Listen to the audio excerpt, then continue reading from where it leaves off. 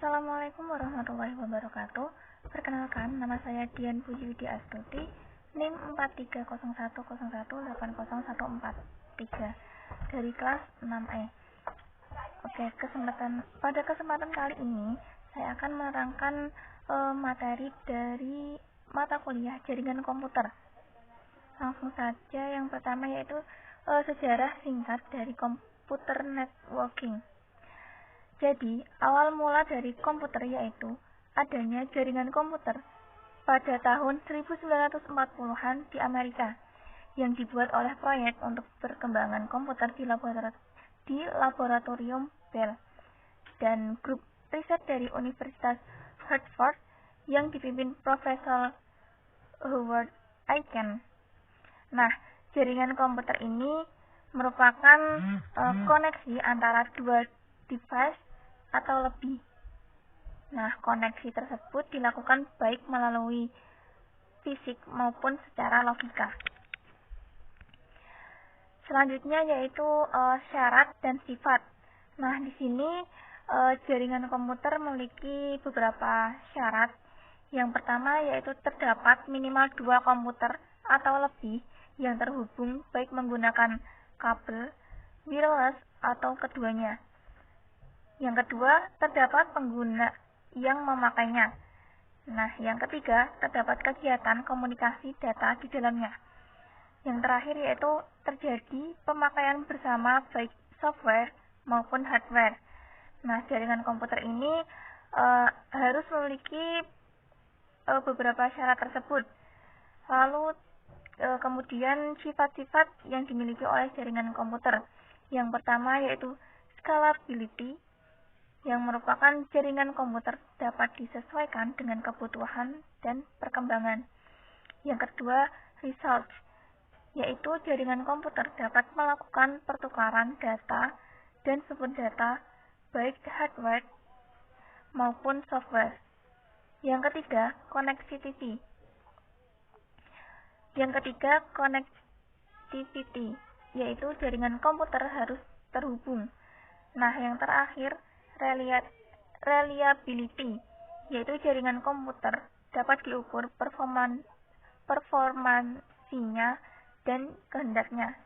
Nah, ini merupakan beberapa sifat yang dimiliki oleh jaringan komputer. Selanjutnya yaitu ada topologi dalam jaringan. Topologi merupakan jaringan komputer yang terdiri dari 2 atau lebih host yang saling terhubung untuk membentuk sebuah jaringan. Nah, rancangan yang dibuat untuk menghubungkan komputer serta dengan komputer lain sehingga membentuk sebuah jaringan komputer. Jadi, topologi ini merupakan beberapa dari host, nah itu saling berhubungan. Lalu adapun jenis-jenis topologi jaringan, yaitu yang pertama ada topologi star. Topologi ini berbentuk seperti bintang, yang merupakan topologi yang menghubungkan setiap node atau workstation dengan menggunakan kabel ke konsentrator jaringan, yaitu hub atau switch. Yang kedua yaitu topologi mesh, yang dibangun dengan cara menghubungkan secara langsung antara node satu dengan node lainnya di dalam jaringan dengan menggunakan media kabel.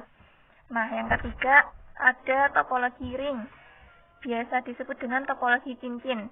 Nah, topologi ini memiliki node-nya terhubung dengan 2 titik, yaitu kanan dan kiri, dan menyambung menjadi sebuah lingkaran.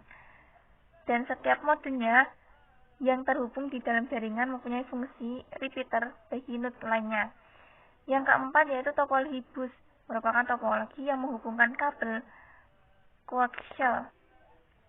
Yang terakhir yaitu ada topologi tree, adalah topologi yang jaringan komputer yang dibentuk dari kombinasi antara topologi star dan topologi bus. Materi selanjutnya yaitu perangkat jaringan, network interface card. Nah, yang disingkat menjadi NIC, yaitu sebuah device atau antarmuka yang menjadikan komputer dapat berkomunikasi di dalam jaringan.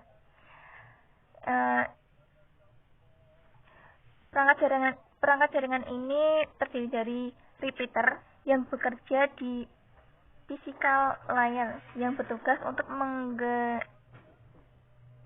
menggenerate sinyal melalui jaringan yang sama sebelum sinyal menjadi lemah atau korup, sehingga dapat memperkuat sinyal yang dapat ditransmisikan melalui jaringan yang sama. Yang selanjutnya yaitu ada hub. Dasarnya adalah multiport repeater atau repeater yang mempunyai banyak port.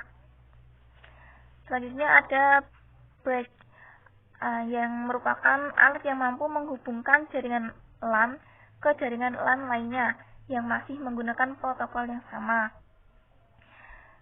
Selanjutnya ada switch, yaitu merupakan multiport deep buffer dan didesain untuk meningkatkan efisiensi dan performansi. Selanjutnya ada router, yang merupakan device jaringan yang mempunyai fungsi utama yaitu menghubungkan dua atau lebih jaringan yang berbeda.